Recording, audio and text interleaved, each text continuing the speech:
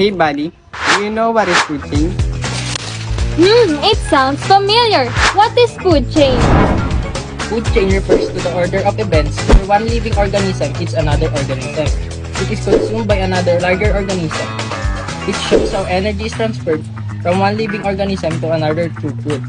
It begins from producer to consumers. At each step up of the food chain, only 10% of the energy is passed on to the next step. As we mentioned that food chain is a process that shows energy transportation. Now, what are the energy transportation? The energy transportation are ATP to ADP cycle, photosynthesis, and cellular respiration. Let us begin with the ADP to ADP cycle. What is adenosine triphosphate or ATP? ATP or adenosine triphosphate, a nucleotide that considers the source of energy of the cell. It is a molecule that composed of nitrogenous base or the adenine, the sugar ribose, and the 3-phosphate group or the triphosphate. The ATP structure. Where does ATP come from? ATP comes indirectly from the food that we eat. Molecules of carbohydrate, glucose, and lipid broken down to the process of cellular respiration to produce ATP. If ATP means adenosine triphosphate, what is the meaning of ADP?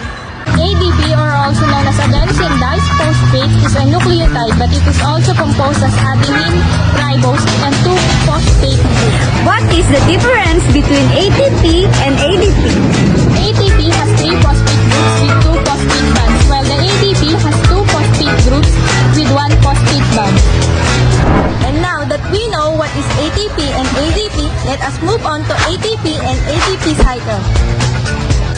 Hey buddies, now we will explain the cycle of ATP to ATP. From ADP to ATP, the adenosine, ribose, and 2-phosphate group or ADP is combined with an organic phosphate or P sub I, with the energy needed for the bonding. This process is called phosphorylation. Phosphorylation is a process in which a phosphate group is combined with a molecule or sugar, specifically a glucose. Now, let's talk about the other part of the cycle. Convert ATP to ADP. In this case, we need to lose a phosphate group, so phosphate group is going to come out of the cycle. Now, on the first half, on the left side, we put in energy to make ATP. So in this case, energy is going to come out the right side. It's basically the reverse of the left side. We're going from a molecule that has more energy to a molecule that has less energy.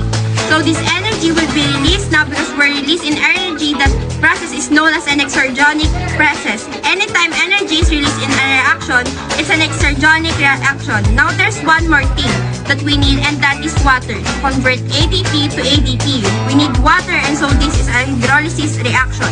We need to use water to break one of the phosphate bonds.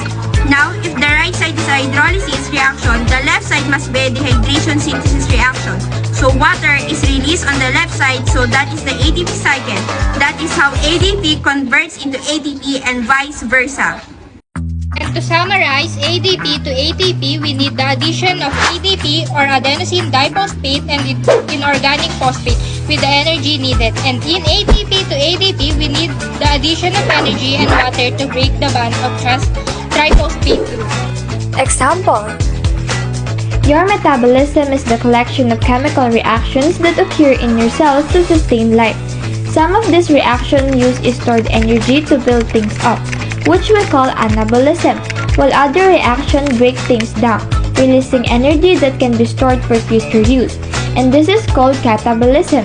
Imagine that the hamburger you are having for dinner, made of proteins, fats, and carbohydrates, is a collection of Lego blocks of various colors and shape. It took a lot of energy to organize those blocks into that complex structure, and breaking the blocks apart releases that energy and frees the blocks so that they can be built back up into new things. Your body does exactly that when you eat your food.